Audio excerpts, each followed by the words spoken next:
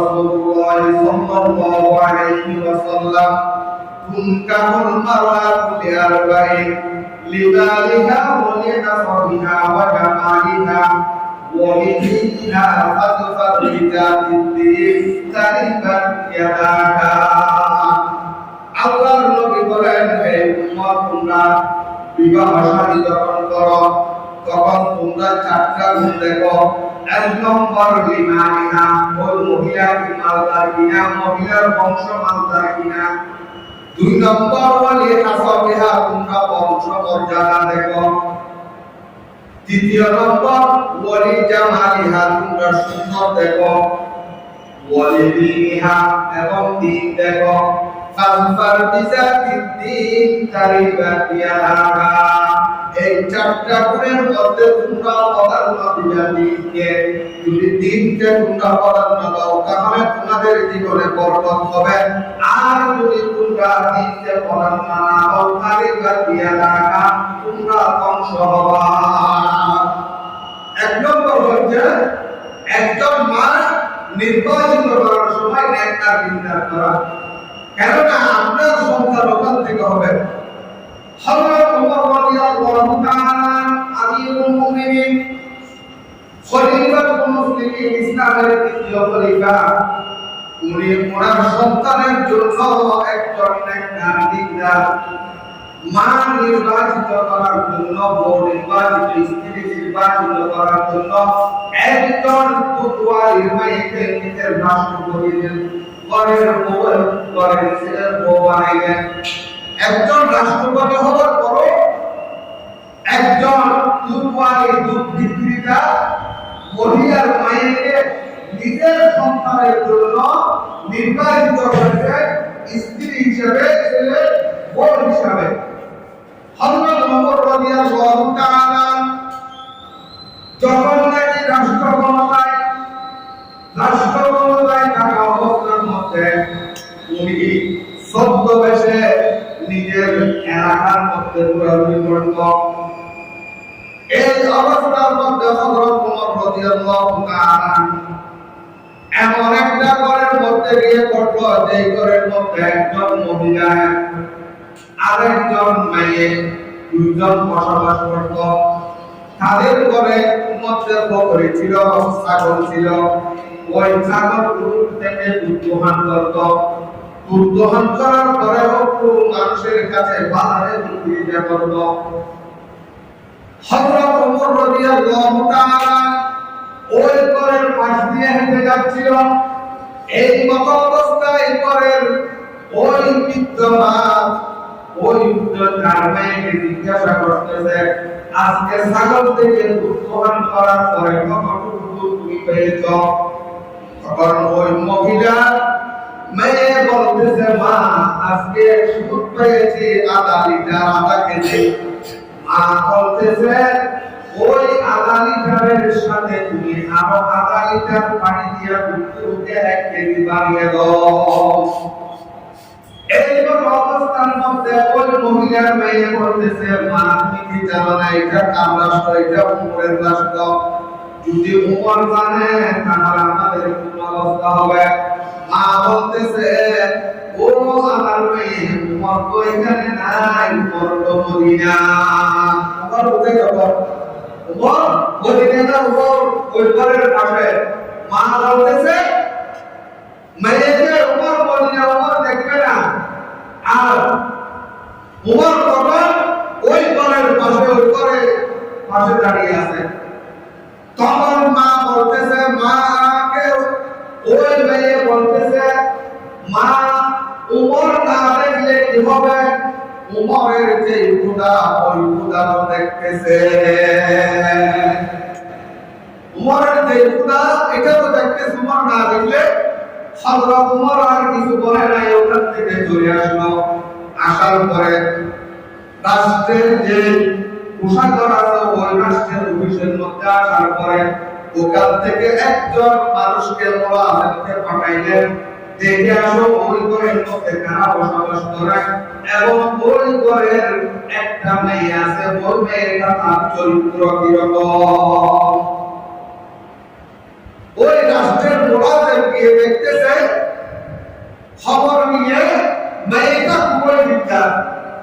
এইটা আসার পরে হযরত উমর আমিরুল মুমিনিনকে বলে দিল, ইয়া আমিরুল মুমিনিন, আপনি যেটা বিবেচনা করছেন এটাই সত্য। মহিলার মেয়েটা খুবই দিকদার একটা।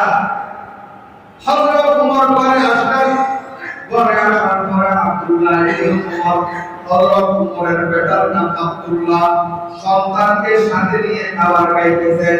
এই মত অবস্থায় সন্তানকে বলতেছে, বাবা আমি তোমার জন্য একজন স্ত্রী নির্বাচিত করেছি, তুমি কি এখানে রাজি কিনা? তখন ছেলে প্রশ্ন করতেছে, বাবা এটা কি কোনো বড় মানুষের মেয়ে, কোনো পয়সাওয়ালা মন্ত্রীর মেয়ে? বাবা বলতেছে, না না, এটা কোনো মন্ত্রীর মেয়ে না, এটা কোনো পয়সাওয়ালা মেয়ে না, একজন দুধ বিক্রেতার মেয়ে। কিন্তু আমি ওইটাকে জন্য নির্বাচিত করেছি, মেয়েটা হচ্ছে দিকদার। হযরত উমরের সন্তান বলতেছে, বাবা আপনি যখন বলতেছেন আমি ওই স্ত্রীকে বিবাহের বন্ধনের মধ্যে আনতে রাজি। তখন বিবাহ হয়ে গেল। বিবাহ হওয়ার পরে ওই ঘর থেকে সন্তান জন্ম নিয়েছে, যার নাম হচ্ছে উমর ইবনে আব্দুল আজিজ। যে উমর ইবনে আব্দুল আজিজ রাষ্ট্র পরিচালনা করেছেন এবং ন্যায় পরায়ণ বাদশা ছিলেন, যার আমলের মধ্যে পাট এবং ছাগল একসাথে একটা মাঠের মধ্যে ঘাস পেয়েছে, কিন্তু একজন আরেকজনকে বাঘে ছাগলকে হামলা করে নাই। একটা কুয়ো থেকে পানি পান করেছে, বাঘের কোনো ক্ষমতা ছিল না একটা ছাগলের উপর হামলা করা। তাহলে এই ঘর থেকে যে জন্ম হয়েছে উমর ইবনে আব্দুল আজিজ। তাহলে কেন নেককার দিকদার নির্বাচিত সন্তানের প্রথম হক হচ্ছে একজন বাবা সন্তানের জন্য মা নির্বাচিত করবে নেককার দিকদার। অন্য হাদিসের মধ্যে আছে, মুসলিম শরীফের 3535 নম্বর হাদিসের মধ্যে আছে, আল্লাহ রাসূলুল্লাহ সাল্লাল্লাহু আলাইহি ওয়াসাল্লাম, আদ-দুনিয়া মাতা ওয়া খায়রু মাতা'id দুনিয়া আল-মারাতুস সালিহাহ। দুনিয়া হচ্ছে একটা ভোগ করার জায়গা, আর দুনিয়া এই ভোগের জায়গার মধ্যে সবচেয়ে মূল্যবান সম্পদ হচ্ছে একজন নেককার দিনদার স্ত্রী। এটা হচ্ছে প্রথম হক। জন্ম হয় না এমন সন্তান দুনিয়াতে আসার আগে। দ্বিতীয় নম্বর হক হচ্ছে যখন আপনি শাদী করার পরে আপনার স্ত্রীর সাথে মিলিত হবেন, যেটা আল্লাহর প্রদত্ত দেওয়া আপনার যে সম্পর্কটা হবে, ওই সম্পর্কটা হওয়ার সময় বিবির সাথে মিলিত হওয়ার সময় একটা দোয়া পড়া। কি পড়া? একটা দোয়া পড়া। দোয়াটা কি? বুখারী শরীফের 141 নম্বর হাদিসের মধ্যে আছে দোয়াটা, বিসমিল্লাহ আল্লাহুম্মা জান্নিবনাশ শাইতানা ওয়া জান্নিবিশ শাইতানা মা রাযাকতানা। হে আল্লাহ, আমরা যে সম্পর্কের মধ্যে মিলিত হচ্ছি, আমাদের থেকে শয়তানকে দূরে করে দেন, এবং আমাদের এই মিলিত হওয়ার মাধ্যমে যে সন্তানটা দুনিয়াতে আসবে, ওই সন্তানকে আপনি শয়তান থেকে হেফাজত করেন। এটা হচ্ছে দ্বিতীয় হক। এই দুটো হক হচ্ছে বিবাহের আগে। বিবাহ হওয়ার আগে একটা, বিবাহ হওয়ার পরে সন্তান দুনিয়াতে আসার আগে একটা। তাহলে প্রশ্ন করতে পারেন, হুজুর এই দোয়াটা তো আমরা জানি না, কি বলবো? তখন বাংলাতে বলবেন, হে আল্লাহ, আমাদের এই পদার্থ যে সম্পর্কে আমরা মিলিত হচ্ছি, আমাদের থেকে শয়তানকে দূরে রাখেন, এবং আমাদের যে সন্তানটা আসবে, ওই সন্তানকে শয়তান থেকে দূরে রাখেন। এই জন্য বলবেন। তাহলে এই গুণটা হচ্ছে কখন একটা ছেলে দুনিয়াতে আসার আগে বিবাহর পরে এই দুয়াটা পড়া। এই দুটা হচ্ছে সন্তান দুনিয়াতে আসার আগে, দুনিয়াতে আসার পরে হচ্ছে 12টা। দুনিয়াতে আসার পরে কয়টা? 12টা। এক নম্বর হচ্ছে সন্তান ভূমিষ্ঠ হওয়ার পরে আযান দেওয়া। আর এর মধ্যে কি করা? আযান দেওয়া। এখন তো আমরা যদি ওইখানে হসপিটালের মধ্যে পাই আযান কোথায়, আপনি কোথায়, এটার কোনো কল্পনা করা যায় না আযান দিয়েছে কিনা। সেই জন্য কি দিতে হবে? সন্তান হওয়ার পরে ওনাকে রক্ত গুরু পরিষ্কার করার পরে আযান দিতে হবে। বুখারী শরীফ, আবু দাউদ শরীফের হাদিস 5105 নম্বর হাদিস। আল্লাহর নবী বলেন, আযানা ফি উযুনিল হাসানি ইবনে আলী হিনা ওয়ালাতুহু ফাতিমাতু বিস-সালাত। যখন হযরত হাসান রাদিয়াল্লাহু তাআলা জন্মগ্রহণ করেছেন, আমি রাসূল ওনার কানে আযান দিয়েছি। আযানটা কি রকম? নামাজের জন্য যে আযানটা হয় বিস-সালাত, ওই রকম আযানটা আমি তার মুখে কানের মধ্যে দিয়েছি। তাহলে প্রথম ফর্ম হচ্ছে কি দেওয়া? আযান দেওয়া।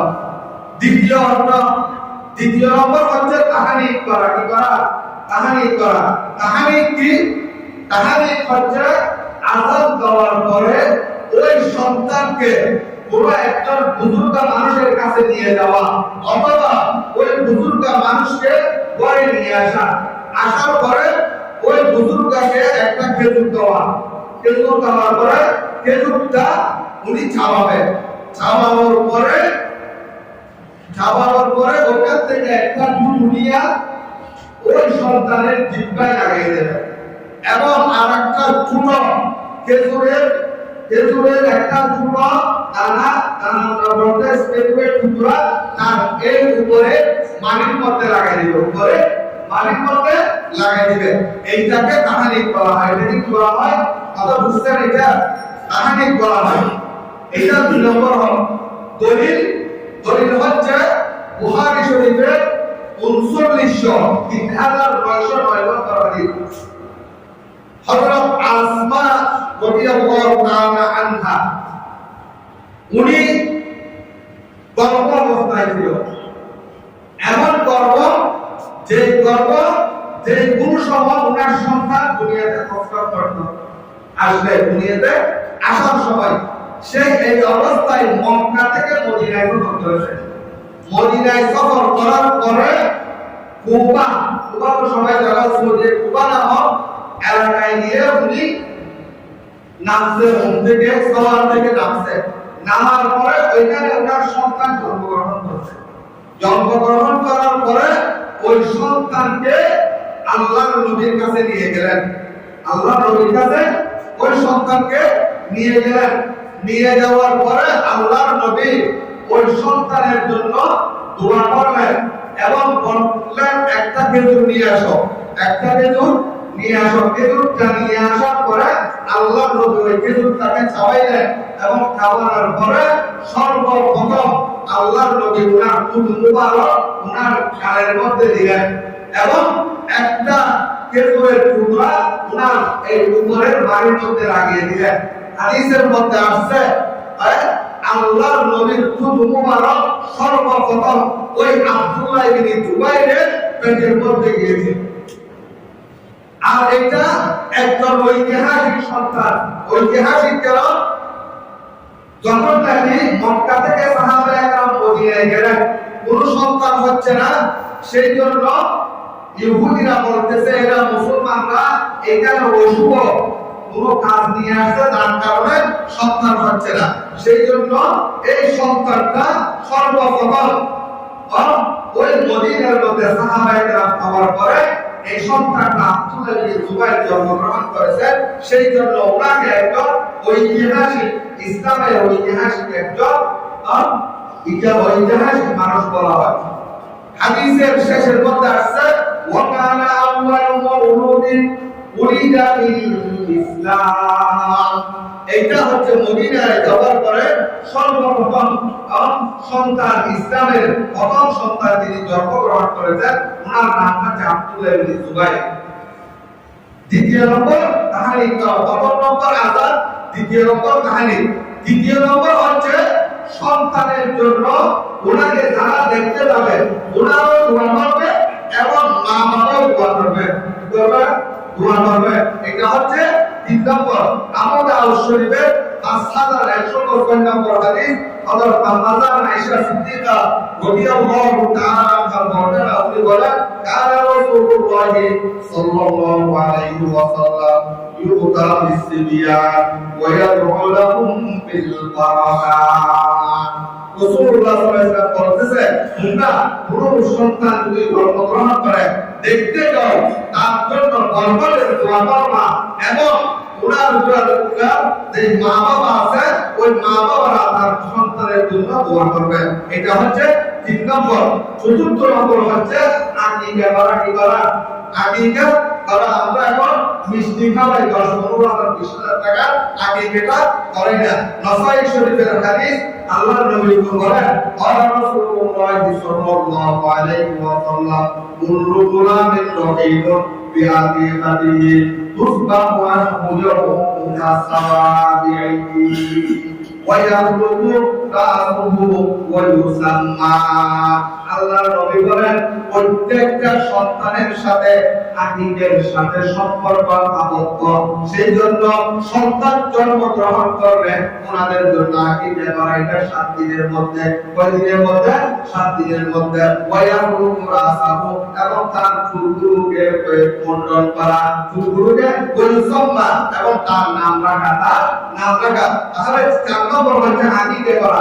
আকিকাটা 7 দিনে করা সবচেয়ে ভালো। 7 দিনে না পারলে হাদিসে আছে 14 দিনে করবেন। 14 দিনে যদি না পারে 21তম দিনে করবেন। আর যদি টাকা পয়সার অভাব হয় যে কোনো সময় করতে পারেন, কিন্তু সবচাইতে উত্তম হচ্ছে 7 দিনের মধ্যে করা।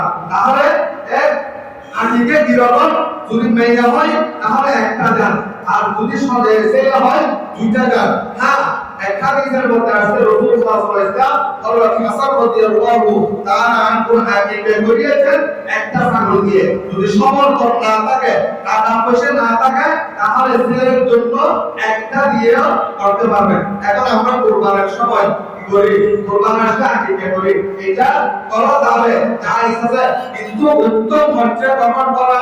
7 দিনের মধ্যে করা। আর 7 দিনের মধ্যে যদি না পারেন 14তম দিনে করা। 14তম দিনে না পারলে 21তম দিনে করা। এটা হচ্ছে আকিকা। কয় নম্বর?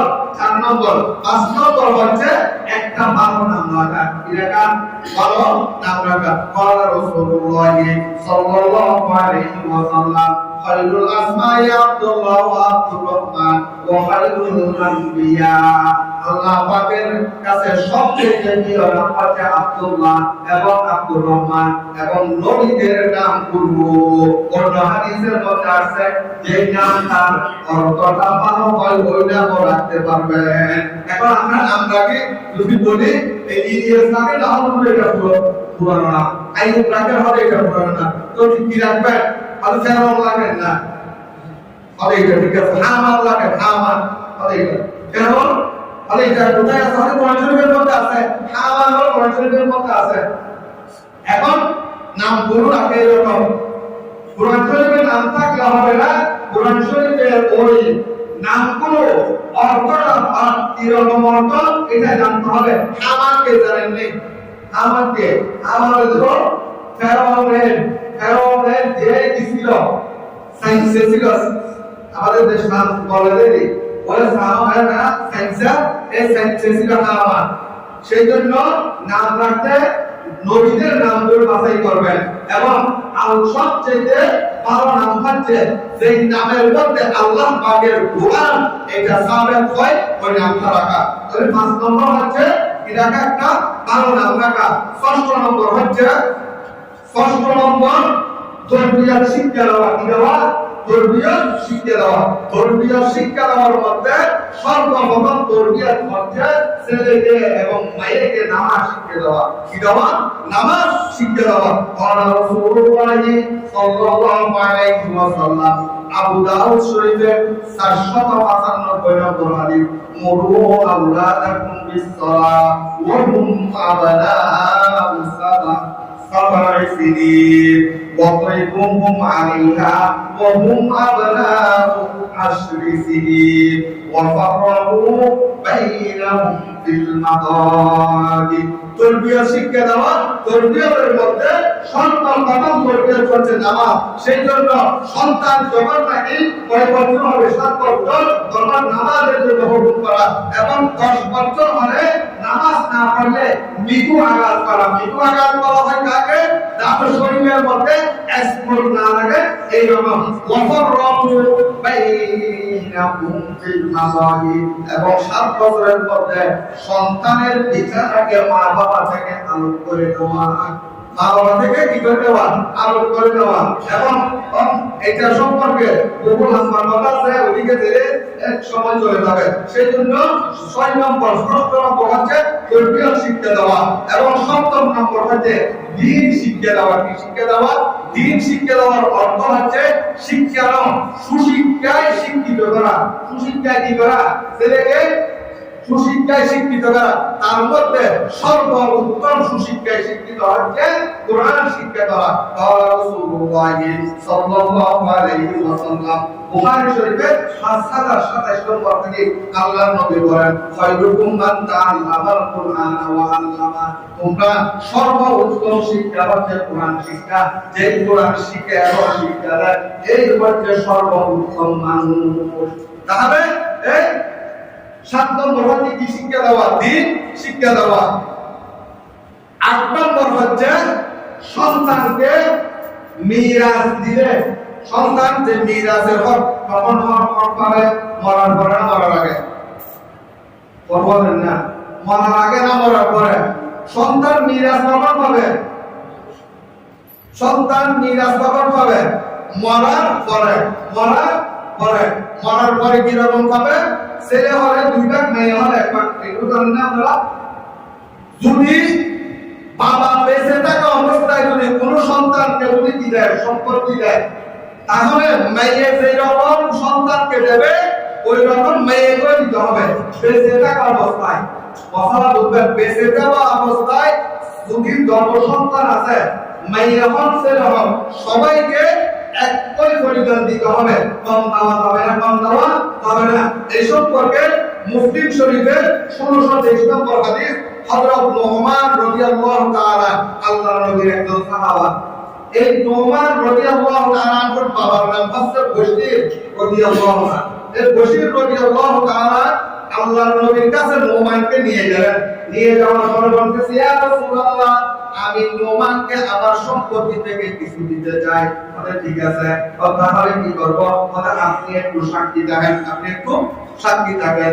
আল্লাহর নবী বলতেছে, হে বশীর, তোমার আর কোন সন্তান আছে কিনা? বলে হ্যাঁ আছে। বলে ওনাদেরকে তুমি এই নোমানকে যেরকম সম্পত্তি দিতে ওনাকে সে দিত কিনা? বলে না, দি নাই। তাহলে তুমি অন্য কাউকে সাক্ষী রাখো, আমি নবীকে সাক্ষী রাখিও না। আমি নবীকে সাক্ষী রাখি না। উনি যখন চলে যাচ্ছে, আল্লাহ নবী বলতেছে, বশীর এদিকে আসো, কথা শুনো। তোমার আর অন্য সন্তানরা যারা আছে, নোমান যেই রকম ভাবে তোমার সাথে আচার ব্যবহার করে, তুমি কি চাও তোমার অন্য সন্তানরা এইভাবে ব্যবহার করো? ইয়া রাসূলুল্লাহ, আমি তো এটা চাই। যদি এটা চাও তাহলে নোমানকে যেই পরিমাণ দিবা ওদেরকেও সেই পরিমাণ দিবা। আর না হয় তোমার সাথে তোমার সন্তানরা আচরণ খারাপ করবে। এরকম বাবা আছে না? একজন দিলি একজন খেলি তাহলে তোরাই না এবার পাপর সাহেব দুষ্টি আছে দেওয়ার আগে তখন আপনি না আন্দোলন করে পাপকে কি দিলেন? হ্যাঁ, সন্তান রহমান হচ্ছে 8 নম্বর বাজিতা অবস্থা। বেঁচে থাকা অবস্থায় যদি সন্তানকে কিছু দিতে চান সবাইকে দিবেন, মায়েকে কখনো কম দিবেন না। আপনি মরে যাওয়ার পরে মিরাসের মালিক হবে কবর, আর মেয়েকে এক ভাগ দিবে সন্তানকে কবর মারা যাওয়ার পরে। বেঁচে থাকা অবস্থায় তাহলে সবাইকে একই সমান দিতে হবে, একই সমান দিতে হবে। 9 নম্বর হচ্ছে ছেলে যখন নাকি বড় হবে তাহলে একটা বিবাহ করাই দিবে। 9 নম্বর হল কি দুইন কথা বলেন তো 25,000 থেকে 30,000 থেকে মোবাইল দিয়ে হবে। 25,000 থেকে 30,000 থেকে মোবাইল হবে, এটা বর্তমানে মোবাইল হাতে নেই।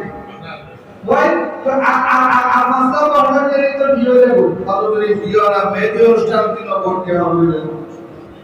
ঈদে মেহেদি অনুষ্ঠানের দিন যেরকম তুমি নাচ গান করবা, তোমার ছেলে ওই রকম নাচ গান করে তোমাকে নাচ গানের মাধ্যমে বৃদ্ধ আশ্রমের মধ্যে পাঠাবে। সেই জন্য এই এগুলো যারা বিবাহ করে ফেলছেন তারা একটু পাবেন, আর যারা করবেন তারা এই হকগুলো আদায় করবেন। আর না হয় আপনাকে বৃদ্ধ আশ্রমে পাঠাতে ওই সন্তান আর দেরি করবে না। তাহলে 9 নম্বর হচ্ছে মুসনাদ আহমদের হাদিসগুলো লম্বা সেজন্য পড়তেছি না। যদি ছেলে বালেগ হয় তাহলে কি করে দেওয়া, শাদী করে দেওয়া।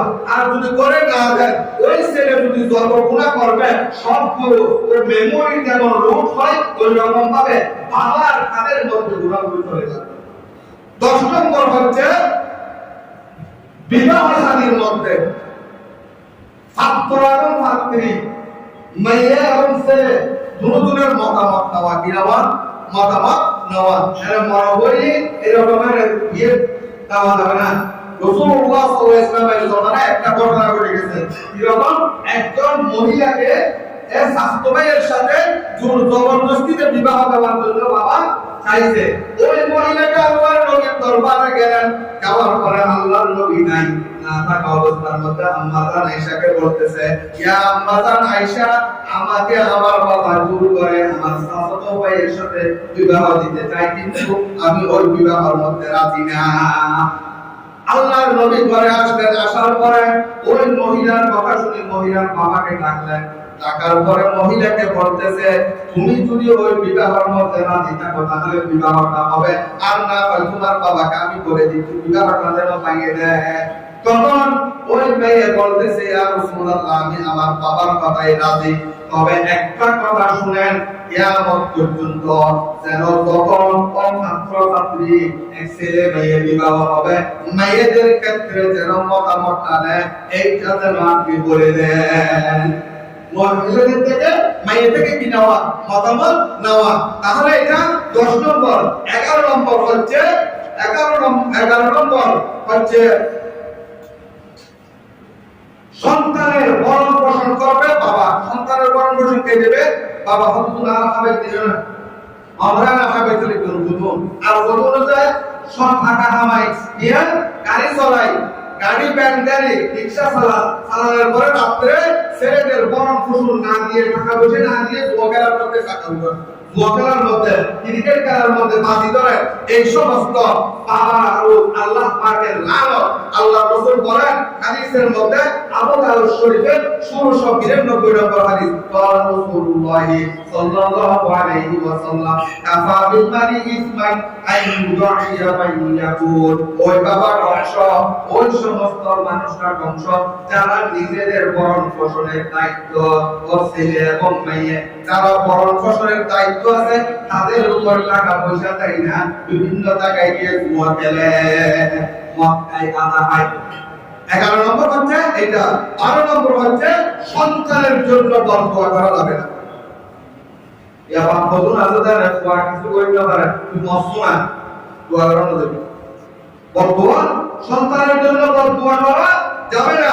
দলিল আবু দাউদ শরীফের 1532 নম্বর হাদিস, قال رسول الله صلى الله عليه وسلم لا تدعوا على انفسكم। নিজের জন্য বরদোয়া করা যাবে না। কোন ব্যবসার মধ্যে লস খাইছেন, তখন চিন্তা করতেছেন ফাঁসি খাবেন, চিন্তা করতেছেন আমি কেন মরি যাই নাই, বলে না, নিজের জন্য বরদোয়া করা যাবে না। ওয়ালা তাদউ আওলাদাকুম, নিজের সন্তানের জন্য বরদোয়া করা যাবে না। ওয়ালা তাদউ আলা খাদিমাকুম, কর্মচারীর জন্য বরদোয়া করা যাবে না। দোকানের মধ্যে 20 বছর চাকরি করছে, ওখান থেকে গিয়ে যদি এই দোকান একটা দেয় তাহলে এই তো টাকা চুরি করছে, এরকম করছে বলা কিনা সদর যারা আছে এখানে কর্মচারী 10 বছর আপনার কাছে চাকরি করছে, ওই নাকি আরেকটা জমি দোয়ান দেয় ব্যবসা করে, তখন ওনার বিরুদ্ধে লাগে, ওনার জন্য বদুয়া করে। এইরকম কর্মচারীর বিরুদ্ধে কি করা যাবে না, বদুয়া করা যাবে না। ওয়ালা তাদমু আলা আমওয়ালিকুম, নিজের সম্পদের জন্য বদুয়া করা যাবে না। কোন জায়গা আছে এইরকম জায়গার মধ্যে হবে, এই জায়গার মধ্যে এক রকমের ভালো উঠে স্বর্ণ পাই, অমুক পাই, সমুক পাই, কিন্তু আমার জমিনের মধ্যে ফোড়া কপালের জমি, এটার মধ্যে কিছু ভালো হয় না। ঘরের মধ্যে গাভী আছে, গাভী মানুষেরটা 20 কেজি দুধ দেয়, আমারটা 2 কেজিও দেয় না। এরকম মালের জন্য বদুয়া করা যাবে না। তাহলে কয়টা হক? একজন সন্তান বাবা থেকে কয়টা হক পাবে? 14টা। কয়টা? বিবাহর আগে 2টা, সন্তান দুনিয়াতে আসার আগে 2টা, সন্তান দুনিয়াতে আসার পরে কয়টা? 12টা। কয়টা? মনে রাখব। 1 নম্বর আবার বলতেছি, 1 নম্বর হচ্ছে সন্তানের জন্য একজন নেককার দিনদার মা নির্বাচিত করা। 2 নম্বর হচ্ছে ওই দোয়াটা পড়া, দোয়াটা পড়া। এটা হচ্ছে সন্তান দুনিয়াতে আসার আগে। সন্তান দুনিয়াতে আসার পরে 12টা। কয়টা? 12টা।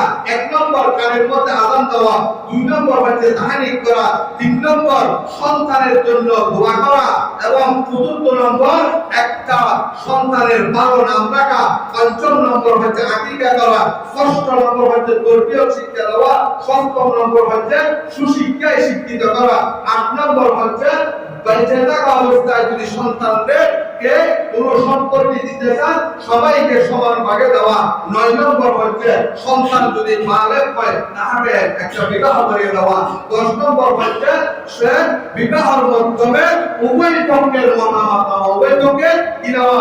মতামত নেওয়া। 11 নম্বর হচ্ছে সন্তানের ভরণ পোষণের দায়িত্ব বাবাই নিবে, বাবাই করবে। 12 নম্বর হচ্ছে সন্তানের জন্য বদদুয়া করা যাবে না। সন্তানের জন্য কি করা যাবে না? বদদুয়া করা যাবে না।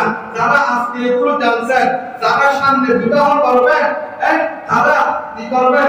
এগুলো একটু মনে রেখে, এটা দিলের মধ্যে রেখে, কানে শুনে দিলের মধ্যে গেঁথে তখন বিবাহটা করবেন।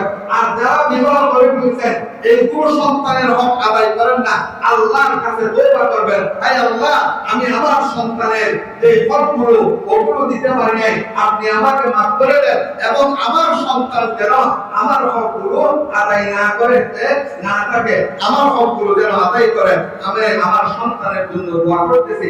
এইভাবে সন্তানের জন্য দোয়া করা, এইভাবে সন্তানের জন্য দোয়া করা।